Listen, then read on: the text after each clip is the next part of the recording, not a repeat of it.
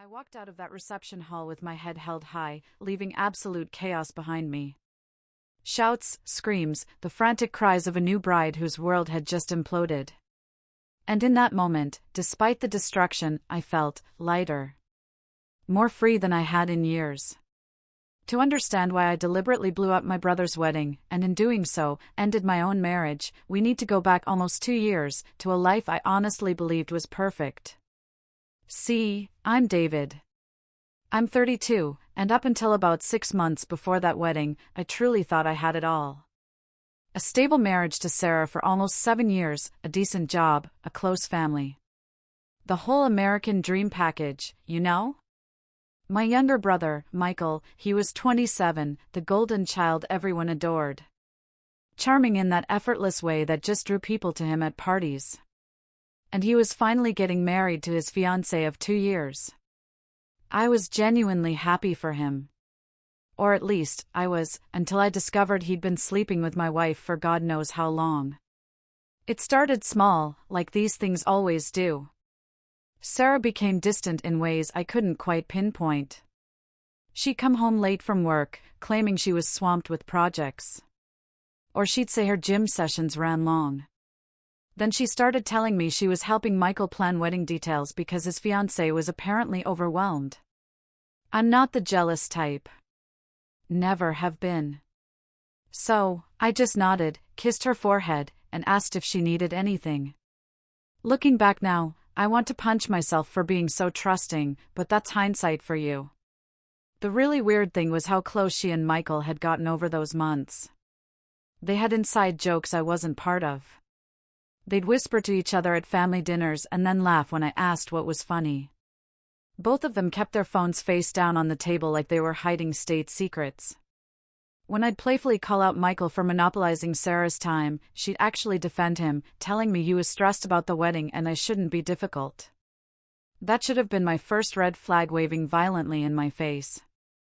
One night, I walked into our bedroom around midnight and found her sitting on the edge of our bed, a glowing smile on her face, fingers flying across her phone screen. The second she heard me, she locked it and shoved it under her pillow like a teenager caught doing something she shouldn't. She told me it was just Michael asking about centerpiece options, and then actually had the nerve to ask if I was getting jealous of wedding planning. I laughed it off, said something about not caring about flowers, and crawled into bed next to a woman who suddenly felt like a complete stranger. That's when the paranoia really started eating at me. Not the healthy kind that makes you communicate, but the toxic kind that makes you do things you're not proud of at 3 in the morning when sleep won't come. I'm not proud of what I did next, but I'm not sorry either. While Sarah was in the shower the following evening, I grabbed her laptop, synced her iCloud messages to my phone, and within 30 seconds of scrolling, I thought I was going to be sick right there on our hardwood floors. The messages between her and Michael went back almost 2 years. 2 entire years of my life, where I was the idiot eating dinner with both of them, laughing at their jokes, planning family vacations. There were flirty texts that made my skin crawl, intimate details I won't repeat here, and actual plans to meet up whenever I was at my Wednesday poker night or out on my morning runs. One message from Sarah read, "You've always been the better brother. I should have met you first," with a heart emoji that felt like a blade between my ribs. Michael replied that soon they wouldn't have to hide anymore and to just be patient. I had to close the laptop before I put my fist through it. I sat there on our couch, listening to the shower run, wondering how long this had been happening under my nose. Wondering how many times I'd hugged my brother while he was actively betraying me in the worst way possible. But the message that really made my blood run cold came 3 days later. I'd been checking their chat obsessively by then, screenshotting everything, backing it up to 3 different cloud services like I was building a case for the FBI. Michael sent her a long message laying out their entire plan. After his wedding, after the honeymoon, they'd sit me down together and tell me the truth. "We can't keep hiding forever," he wrote. "Once I'm married and settled, we'll come clean to David. He'll understand eventually.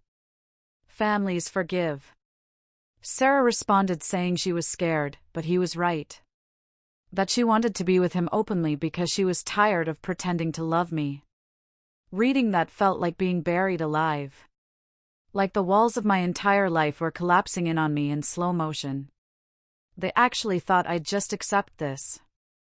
That I'd nod and smile and say, okay, these things happen, like some pathetic doormat who'd just roll over and let them walk all over me. My hands were shaking so hard I nearly dropped my phone. And that's when something fundamental shifted in my brain. I wasn't sad anymore. I wasn't hurt. I was absolutely furious.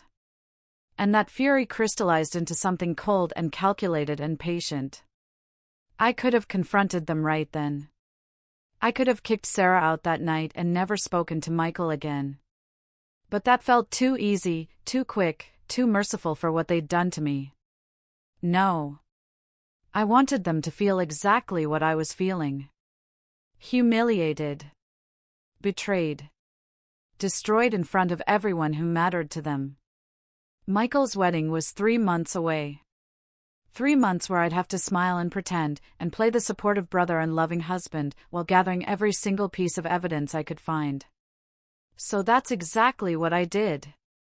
I started acting normal again, maybe even better than normal. I was attentive with Sarah, helpful with Michael's wedding planning, the model family man who suspected absolutely nothing. Every time Sarah kissed me goodbye before heading to the gym, I'd smile and tell her to have fun. Then I'd check the location sharing on her phone, she'd forgotten she'd enabled it years ago, and watch her drive straight to Michael's apartment across town. At every family dinner where they'd exchange loaded glances, I'd raise my glass and toast to family loyalty while mentally rehearsing what I'd say when I finally dropped the bomb. I backed up months of messages, saved photos she'd sent him wearing his clothes in what was clearly his bedroom, documented timestamps of when she was supposedly at work but was actually at his place for hours. I consulted with a divorce lawyer, got my finances separated, moved money into accounts she had no access to, and planned every detail of my exit strategy like I was planning a military operation. The hardest part wasn't the investigation or the preparation. It was lying next to her every night, knowing she was thinking about him. Knowing that when she touched me, she was probably wishing I was Michael. Knowing that our entire marriage had become a joke, and I was the only one not laughing at. But I held it together because I had a singular goal. A target date circled in red on my mental calendar. Michael's wedding day. The happiest day of his life, when he'd be surrounded by everyone he loved, when he'd feel invincible and untouchable. That's when I'd burn their entire world to the ground. The 3 months between discovering the affair and Michael's wedding were the longest and strangest of my entire life. Like living in a movie where I was the only one who knew how it ended. Sarah threw herself into wedding preparations with an enthusiasm that made me physically ill. She was constantly on the phone with vendors, helping Michael's fiancé pick out bridesmaid dresses, organizing the bachelorette party like it was her own wedding she was planning. She'd come home gushing about how perfect everything was going to be, how Michael deserved the most amazing day, and I'd sit there nodding and smiling while mentally adding each comment to my growing list of reasons why what I was about to do was completely justified. The worst part was watching her genuinely light up whenever his name came up. That sparkle in her eyes that I realized she hadn't had for me in years, maybe ever. I kept my mouth shut and played the role of supportive husband and excited brother, even as every fiber of my being wanted to scream the truth at both of them. I maintained the perfect facade. I asked Sarah about seating charts. I offered to help Michael with his vows. I even threw him a bachelor party where I gave a toast about brotherhood and loyalty while he got drunk and thanked me for always having his back. The irony was so thick I could have choked on it, but I just smiled, poured another round, and thought about his face in 3 weeks. During those months, I became obsessed with making sure my plan was absolutely flawless, that I had every piece of evidence organized and ready to deploy. I created a separate email account where I forwarded all their messages. I had a USB drive with backups hidden in my car, and I documented every suspicious moment with dates and times like I was building a prosecutor's case file. My lawyer had the divorce papers ready to file the morning after the wedding, and I'd already signed a lease on a new apartment that Sarah knew nothing about. Everything was in place. I just had to wait for the right moment. And every day that passed felt like holding my breath underwater, waiting to surface. The hardest nights were when Sarah would cuddle up to me in bed and talk about how excited she was for Michael's big day, how she hoped we'd have a vow renewal ceremony someday, how family was the most important thing in the world. I'd stroke her hair and agree with everything, while thinking about how in a few short weeks she wouldn't have either of us anymore. And honestly, that thought was the only thing that got me through it. About 2 weeks before the wedding, I noticed Sarah getting more anxious, more distracted, checking her phone constantly, even more than usual. One evening, I caught a glimpse of a message from Michael before she swiped it away. Something about not being able to wait to see her at the rehearsal with a winky face that made me want to put my fist through the drywall. She blushed when she saw me looking and mumbled something about him joking around about bridesmaid stuff, but we both knew that wasn't what he meant. That message confirmed what I'd suspected. They were planning something for the wedding weekend itself. Probably sneaking off during the rehearsal dinner or after the ceremony, one last rendezvous before their big confession to me. The thought of them being that brazen, that disrespectful, that confident I'd never figure it out, just added more fuel to the fire that had been burning in my chest for 3 months straight. The week of the wedding arrived and our apartment became wedding central. Sarah was gone constantly for final dress fittings and venue walkthroughs and last-minute errands, probably half of which were covers for meeting up with Michael one more time. I used the alone time to finalize my speech. The one I'd been writing and rewriting for months. The one that would detonate like a nuclear bomb in the middle of his perfect day. I practiced it in the mirror, timed it out, made sure every single word would hit exactly the way I wanted it to. Some people might think what I was planning was cruel or over the top, but those people hadn't spent 3 months watching their wife fall deeper in love with their brother while pretending everything was fine. The night before the wedding, Sarah was practically glowing with excitement as she packed her overnight bag for the hotel where the bridal party was staying. She kissed me goodbye and told me she loved me, and I said it back because at that point, what difference did 3 more lies make in an ocean of them? After she left, I sat in our empty apartment, well, her apartment soon, and felt nothing but cold determination. I wasn't nervous, wasn't second-guessing myself, wasn't worried about the consequences. I'd already grieved the loss of my marriage and my brother during those 3 months of pretending. Tomorrow was just making it official and public. The wedding day started early with me getting ready alone, putting on my best suit, fixing my tie, looking at myself in the mirror and barely recognizing the guy staring back at me. I'd lost about 15 pounds during those 3 months, not from trying, but just from the stress eating away at me. And there was something harder in my eyes that hadn't been there before. I looked like someone who'd been through a war, which I guess in a way I had been. I drove to the venue, this beautiful lakeside estate, and watched everyone arriving in their fancy clothes with their oblivious smiles. My parents were there looking proud. Sarah's family was there looking excited. All these people who had absolutely no idea that in a few hours their perfect day was going to implode spectacularly. I found my seat, made small talk with relatives, accepted compliments on my suit, and waited for my moment. The ceremony itself was torture. Watching Michael stand at that altar looking handsome and happy. Watching his fiancée walk down the aisle in her gorgeous white dress with tears of joy in her eyes. Watching them exchange vows about faithfulness and honesty while I knew he'd been betraying her with my wife for 2 solid years. I actually felt bad for her in that moment. This innocent woman who had no idea she was marrying a cheater and a liar, but I told myself she was better off finding out now than after they'd built an entire life on his lies. When the officiant pronounced them husband and wife and everyone cheered, I clapped along with them and thought about how this would probably be the last truly happy moment Michael would have for a very long time. The reception started and I watched Sarah across the room, absolutely stunning in her bridesmaid dress, laughing with Michael whenever she got close to him, their eyes meeting across the crowd in ways that made me sick to my stomach. She kept glancing at me too, probably making sure I wasn't noticing their little moments, but I'd just smile and wave and she'd visibly relax. Michael gave his own speech, thanking everyone for coming, talking about love and commitment and building a future together, and I almost laughed out loud at the hypocrisy of it all. Then came the best man speeches, then the maid of honor's toast, and then the DJ announced that the groom's brother wanted to say a few words. This was it, the moment I'd been planning for 3 months. And as I walked up to grab that microphone, I felt calmer than I had in years. I started safe, thanking everyone for coming, talking about how beautiful the wedding was, saying generic stuff about marriage and partnership that made people smile and nod along. I talked about growing up with Michael, about family bonds and trust and loyalty, really laying it on thick while I watched him beam at me from his table where he sat with his new wife. Sarah was watching too, her expression soft and unsuspecting, probably thinking I was just being a supportive brother. Then I shifted gears deliberately. "But you know what's really special about family," I said, my voice still light and friendly. "It's that family knows everything about you. They see the real you. The person behind the mask we show the world." People were still smiling, still nodding, not catching the edge creeping into my tone. "And sometimes," I continued, letting my voice get harder, "what family sees isn't pretty. Sometimes family sees betrayal and lies, and people who pretend to love you while stabbing you in the back." The room started getting quiet now. People's smiles fading as they sensed something was wrong.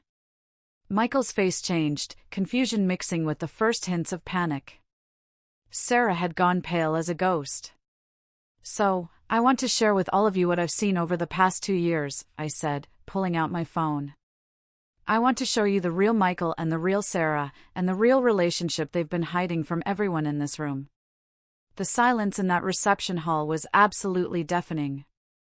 As I stood there with my phone in my hand, I watched the exact moment everyone realized this wasn't going to be a normal wedding speech.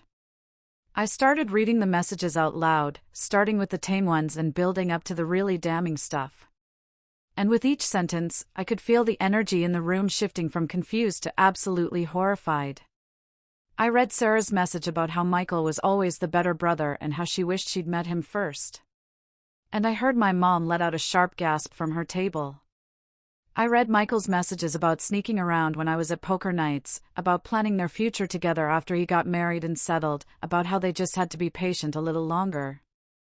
I showed photos on my phone of Sarah in Michael's apartment wearing his shirts. Timestamps proving she was there when she told me she was at work or the gym. The bride, Michael's wife of literally 2 hours, started crying before I even got halfway through. These horrible, choking sobs that echoed through the dead silent room. Michael jumped up from his table trying to grab the microphone from me. But the best man and 2 groomsmen held him back, probably thinking he was just emotional and didn't want me embarrassing him, not realizing I was just getting warmed up. I read the message where they planned to confess everything to me after the honeymoon, where Michael wrote that families forgive and everything would work out fine. "Well, Michael," I said, looking directly at him with a smile. "Here's your confession. Just a few months early. Hope you don't mind." Sarah was frozen in her chair, white as a sheet, tears streaming down her face, but not making a single sound. Some of her bridesmaids had physically moved away from her like she was contagious. And her mom was staring at her with this look of pure disgust that almost made me feel bad for her, almost. My dad stood up and tried to say something, probably trying to stop this train wreck, but I held up my hand and kept going without missing a beat. I told everyone about the 2 years of lies, the elaborate covers, the planning, the betrayal, every single detail I discovered during my 3 months of investigation. I told them about the nights I'd lay in bed next to Sarah knowing she was texting him. About the family dinners where they'd flirted right in front of me. About the bachelor party where Michael thanked me for being such a great brother while actively sleeping with my wife behind my back. The bride's father stood up and started yelling at Michael, demanding to know if this was true. And Michael just stood there with his mouth opening and closing like a fish out of water, absolutely no words coming out. The bride's mother had her arms around her daughter, who was full-on sobbing now, the beautiful white dress shaking with each cry. And part of me felt genuinely terrible for her because she'd done absolutely nothing wrong except fall in love with the wrong guy. But this was the consequence of Michael's choices, and she deserved to know who she'd just married before they built an entire life on his lies. "I lost my wife and my brother 2 years ago," I said into the microphone, my voice steady despite the absolute chaos erupting around me. "I just didn't know it until 3 months ago, and I decided you all deserved to know it, too." I set the microphone down on the nearest table with a thud that echoed through the speakers, looked one last time at Michael's completely destroyed face and Sarah's tears, and walked out of that reception hall with my head held high. Behind me, I could hear people shouting, the bride screaming questions at Michael, my mom crying, general chaos exploding in my wake. But I didn't look back once, just kept walking to my car and drove away from that disaster, feeling lighter than I had in months. The aftermath was absolutely nuclear. Exactly what I'd expected and honestly what they both deserved. The bride filed for annulment immediately, and it was finalized within 3 weeks because apparently you can do that when a marriage is based on fraud and lies. Her family demanded Michael return every single penny they'd spent on the wedding. Michael tried calling me probably 100 times that first week, leaving voicemails that ranged from apologetic to angry to absolutely desperate, but I never answered a single one and eventually blocked his number entirely. Sarah sent me wall after wall of text messages begging for a chance to explain, saying she loved me and made a terrible mistake and we could work through this. But I'd already filed the divorce papers the Monday morning after the wedding and had my lawyer handle absolutely everything. She tried showing up at our apartment, but found the locks changed and all her stuff boxed up in the hallway with a note telling her the divorce papers were on top of the first box. My parents were devastated, caught between their 2 sons. And while my mom tried to get me to forgive Michael because family is family, I made it crystal clear that ship had sailed the moment he decided to sleep with my wife. I stopped going to family dinners, stopped responding to group chats, essentially cut off everyone who suggested I was being too harsh or that I should have handled it privately instead of publicly. The people who mattered, my real friends, they understood completely and supported me. And everyone else could kick rocks for all I cared. Michael's life imploded in spectacular fashion. The annulment was just the beginning of his problems. His ex-fiancée's family was extremely well-connected, and word spread like wildfire about what happened. The kind of gossip that moves through social circles and professional networks at light speed. He lost friends who wanted nothing to do with a cheater. He ended up leaving his job because the humiliation and whispers made it absolutely unbearable. And last I heard through the grapevine, he'd moved back in with our parents because he couldn't afford his apartment anymore without his ex-fiancée's income. His social media went completely dark, his entire friend group scattered, and the golden child everyone adored became the cautionary tale everyone whispered about at parties. Sarah didn't fare much better from what I heard through mutual friends who I'd asked to keep me quietly updated. Her friends dropped her one by one, not wanting to associate with someone capable of that level of betrayal. And her own family was apparently furious with her for humiliating them in front of everyone they knew. She tried reaching out a few times over the following months, emails and messages from new numbers I hadn't blocked yet, always saying the same things about how sorry she was and how she still loved me and wanted me back. The last message I got from her was about 6 months after the wedding. A long, rambling text about how she'd made the biggest mistake of her life and would I please just talk to her for 5 minutes. I wrote back exactly one sentence: "You chose my brother over me and now I choose myself over you." Then I blocked that number too and deleted the entire conversation without a second thought. As for me, I moved into my new apartment and basically rebuilt my entire life from scratch. I threw myself into work and got a significant promotion within 4 months. Started going to therapy twice a week to process everything. Picked up hobbies I'd abandoned during my marriage, like playing guitar and hiking on weekends. I found a gym I actually enjoyed and started going religiously. Lost the stress weight and put on real muscle. Got a tattoo I'd always wanted, but Sarah had said she didn't like. I went on dates when I felt ready. Nothing serious yet, but it felt good to have options, to have women interested in me who didn't know about my past or all the drama. I made new friends through work and hobbies. People who knew me as just David, not David, the guy whose wife cheated with his brother. The strangest part was how much genuine peace I found in the silence and not having to pretend anymore, and not walking on eggshells or wondering when the next lie was coming or who she was really texting. People ask me sometimes if I regret how I handled it. If I think the public humiliation was too far. If I wish I'd just confronted them privately and moved on quietly like most people do. My answer is always the same. They had planned to humiliate me by confessing after Michael's wedding and honeymoon, expecting me to just accept it and forgive them because that's what family does, right? They were going to blow up my entire life on their timeline, in their way, with their carefully prepared narrative. I just beat them to it and controlled the story myself. Simple as that. Did it hurt Michael's ex-fiancée, who absolutely didn't deserve any of this? Yes. And I genuinely feel bad about that part. But she also deserved to know exactly who she was marrying before they built a life and possibly had kids on his foundation of lies. Would I do it again? Absolutely, without a moment's hesitation, because the alternative was letting them think they could betray me in the worst way possible and face no real consequences for it.